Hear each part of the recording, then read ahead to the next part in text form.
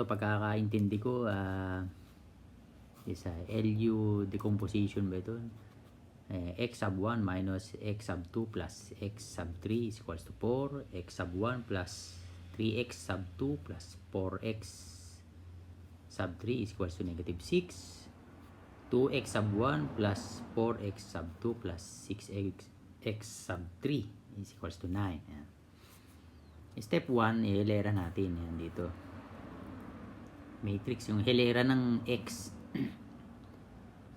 Mamaya yung Y.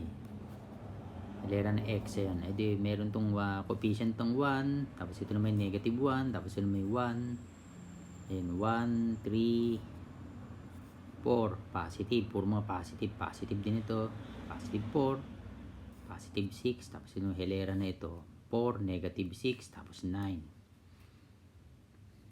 Meron ako mga legend ng S, same, F, fill up, ayan, yung F, yun yung ipipill up mo. Yung mga, may mga S, same, yun pa rin yung ilalagay mo, diba, katulad nun, ayan. 2, 4, 6, same. Diba? Pareho lang. Ito ipipill up mo. Wala pa ito pero ito na yung nilagay ko. Itong ginamit kong formula. Yun. Negative 1, R1 plus R2. Multiply mo ron. Hindi, ibig sabihin nun R1, edi negative, times negative 1, edi negative 1 plus R2. Anong R2? Negative 1 plus 1, 0. Kasi ang ating magiging aim 0, 0, 0. Ganun dapat. 0, 0, 0. Ganun dapat. Ha? Ganun din ang gagawin mo rito. Negative 1, negative 1. Positive 1. Plus R2. Plus 3. Edi 4. Tapos, ganun din dun. Vice versa. Negative 1. Tapos plus R2, di ba? Edi 3, di ba? Yan, na-fill up na natin ito. Yung kinakailangan natin fill upan. Step 3 naman, second formula. Gagawin naman natin 0 na ito, di ba? Gawin naman natin 0 ito. Ito kasi sisiruhin natin ito Yan, ganyan. Siruhin natin itong mga area ito.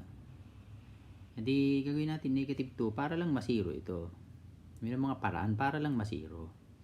Negative 2, edi R1 plus R3.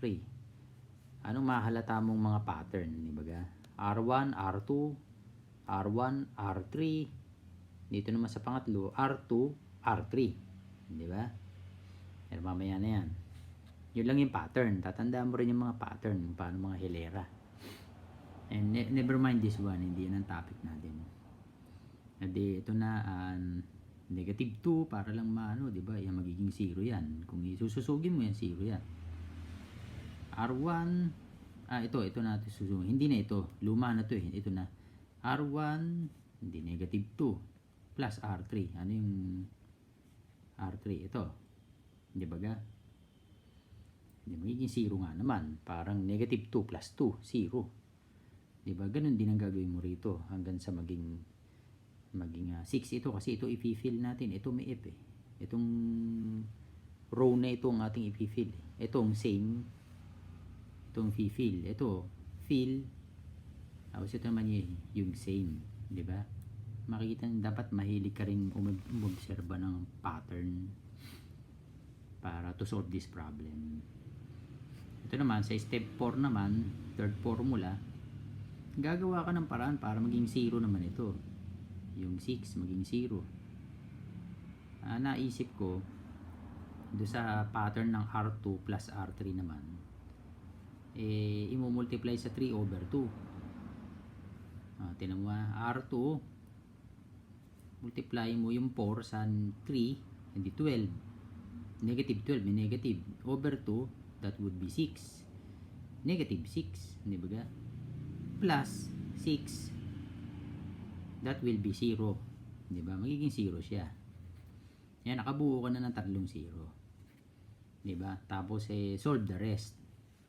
Di ba? R2, ilagay mo tapos si R3, ilagay naman dito. Ayun.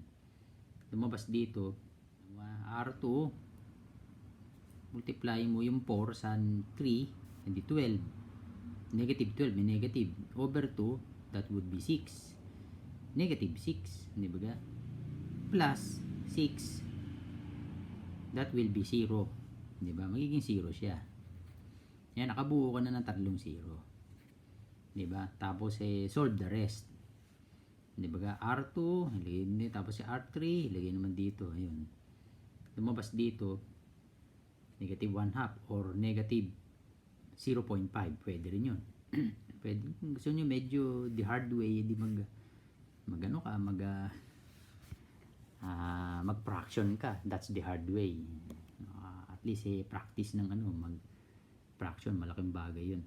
Ito, lower. Gagawin naman natin sa step 5 yung lower. Ibig sabihin yung lower, nandun yung mga yung mga buong number sa baba. Di ba? Yung mga zeros nasa taas. At ihilera mo ng mga 1, mga ganito. Basta yan ang rules and regulations ng LU factorization LU decomposition. Ang pagkakaalam ko, ito ang upper. Basta ito meron third formula, yan ang upper. Itong step 4 na ginawa ko, yan ang upper. Ito lower. Ang ilalagay mo rito sa lower, lahat ng mga ng mga multipliers. Ganyan ang gagawin mong pattern. Dito mga zeros and then 1. I-arrange mo na ng ganyan ang lower. Dito sa baba, i-fill up mo lahat ng mga multipliers. Itong 1, yung multiplier ng first formula, yung 1. Tanggalin mo lang yung 1, ini-negate mo, babalitarin mo. Pag nakita mo rito positive, magiging negative yun. Ganun na obserbahan ko. Ito naman yung 2. Negative 2 siya, gagawin mo 2. Ito naman yung 3 over 2, which is 1.5 in decimal form. Tanggalin mo lang yung negative, magiging positive 1.5.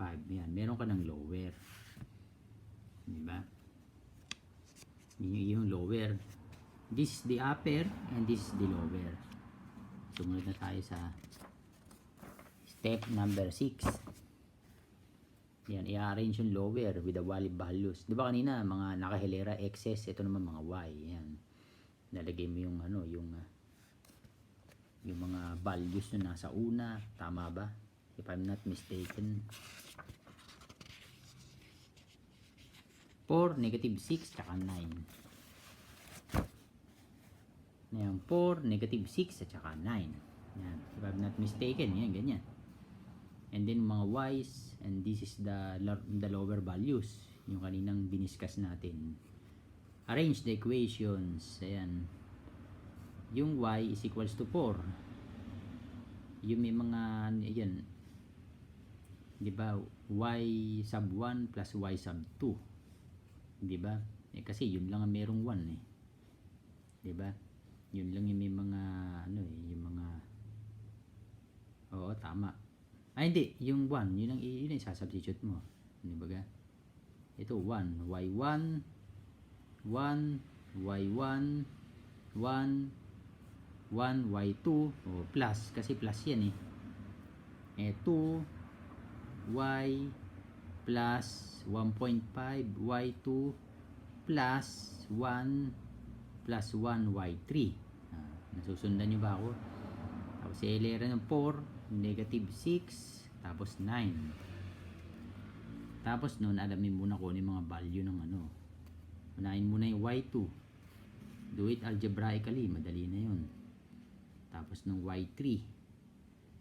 Tapos ng y2, nakuha mo na yung y2, substitute mo na lang doon para makuha yung y3. Nasaan ba yung para makuha yung y3? Di ba? Meron ka ng y2 tsaka may y1 kasi. Ito yung y1, ito yung y2. Hindi makukuha mo na yung y3, di ba? Ayan, nakuha mo na yung negative 6, 9 at saka 16. Use the third formula, yung step, yung yung upper naman, yung sinasabi ko, yung third formula. Yan, this is the third formula. Diba? I-arrange uli ng ganon.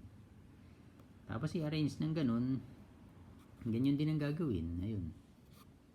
1x, 1, tapos negative x2, tapos 1x, tapos 4, yung 0, i-admit mo, hindi kasali yun, kasi wala, 0 yun Tapos ayun, negative, di ba? negative 5, tapos solve it algebraically. Ayan, diba? Ito muna unahin mo kasi yan ang pinakamadaling kunin. X3, negative 32, tapos pag nakuha mo na yung x3,